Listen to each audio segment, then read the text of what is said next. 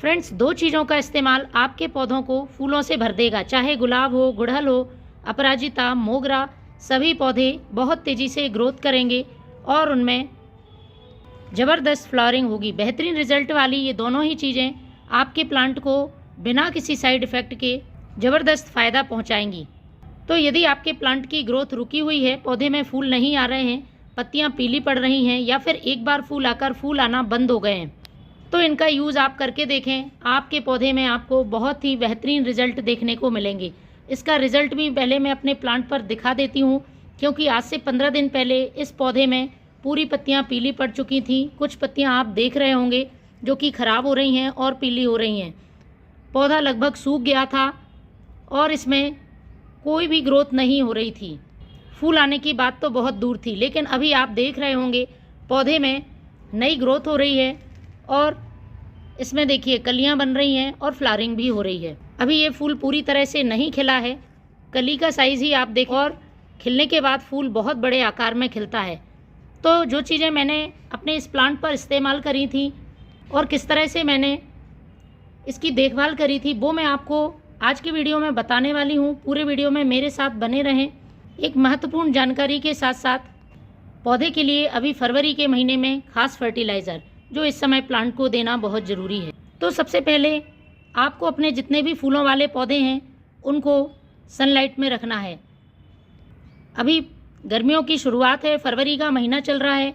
पौधे के लिए अच्छी धूप की ज़रूरत होती है, क्योंकि यदि सही तरह से प्लांट को धूप नहीं मिलेगी तो पौधे में फंगस का अटैक होगा, इंसेक्ट लगेंगे, साथ ही फ्लावरिंग नहीं होगी। कभी कभी प्लांट हम छाया वाली जगह पर रख देते हैं तो पौधा हरा भरा बना रहता है, उसमें अच्छी ग्रोथ भी होती है, लेकिन फूल नहीं आते हैं। तो फ्रेंड्स, अपने पौधे में आप इस बात का ध्यान रखें कि कहीं आपने छायादार वाली जगह पे प्लांट को तो नहीं रख रखा है जिससे कि पौधे में फ्लावरिंग नहीं हो रही है। दूसरा काम, आपको प्लांट की मिट्टी की गुड़ाई करते रहना है।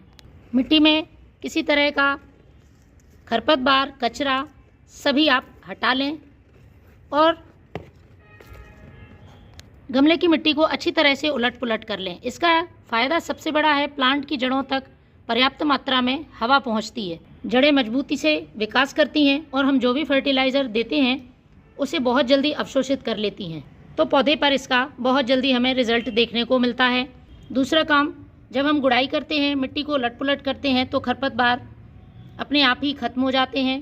साथ ही जमी हुई मिट्टी में फंगस अटैक की ज़्यादा संभावना होती है, इसलिए फंगस भी नहीं लगता है। तीसरा काम, आपको प्लांट की वाटरिंग का ध्यान रखना है। कभी कभी हम बहुत अच्छे फर्टिलाइज़र देते हैं, लेकिन पौधे में पानी देने का सही तरीका हमें मालूम नहीं होता है। या तो ज़रूरत से ज़्यादा पानी दे देते हैं या फिर कई दिनों तक मिट्टी को ड्राई रखते हैं। तो फ्रेंड्स, ऐसा नहीं करना है। मिट्टी में पर्याप्त मात्रा में नमी बनी रहे, इस तरह से आपको पानी देना है। आप मिट्टी को चेक करके भी पानी दे सकते हैं, ओवर वाटरिंग नहीं करनी है। साथ में गमले का ड्रेनेज सिस्टम सही रखना है, मिट्टी में पानी बहुत देर तक जमा नहीं रहना चाहिए। अगला काम आपको करना है, प्लांट पर इंसेक्ट और फंगस अटैक ना करें या हो गए हैं तो उनको कैसे दूर करना है। इसके लिए मैं आपको एक तरीका बताऊंगी, क्योंकि इस प्लांट पर फंगस ने अटैक कर दिया था और एफिड्स भी कलियों और फूलों पर लगे थे। इसकी वजह से ही पूरा पौधा ख़राब हो गया था।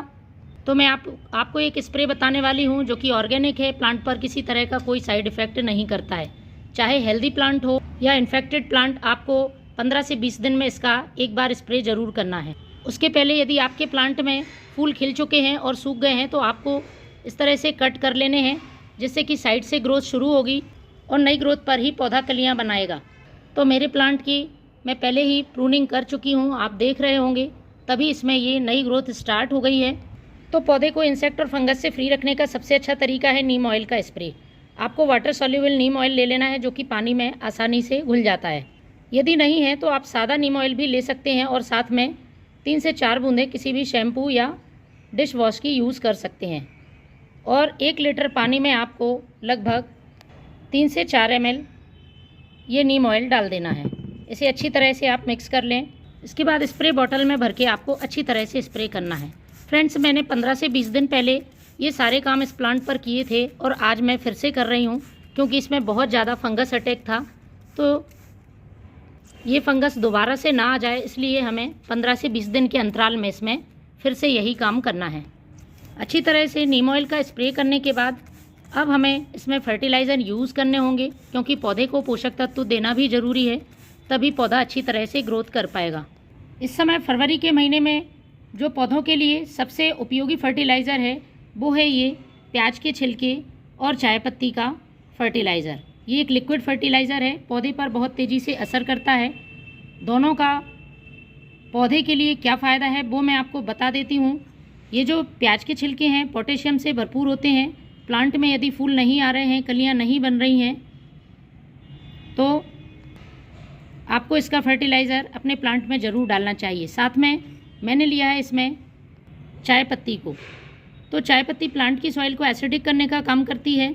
इसके साथ ही इसमें मौजूद नाइट्रोजन पौधे की नई ग्रोथ में मदद करता है। तो फ्रेंड्स, एक मुट्ठी प्याज का छिलका और एक छोटा चम्मच फ्रेश चाय पत्ती, दोनों को अच्छी तरह से एक गिलास पानी में भिगाकर रख दें 24 घंटे के लिए। उसके बाद छान लें।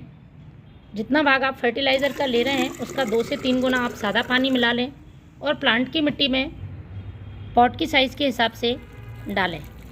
तो आप सभी फूलों वाले पौधे पर ये फर्टिलाइज़र दें और इन बातों का ध्यान रखें, तो पौधे गर्मियों में भी लगातार अच्छी ग्रोथ करेंगे और ढेरों फूल देंगे। Thank you.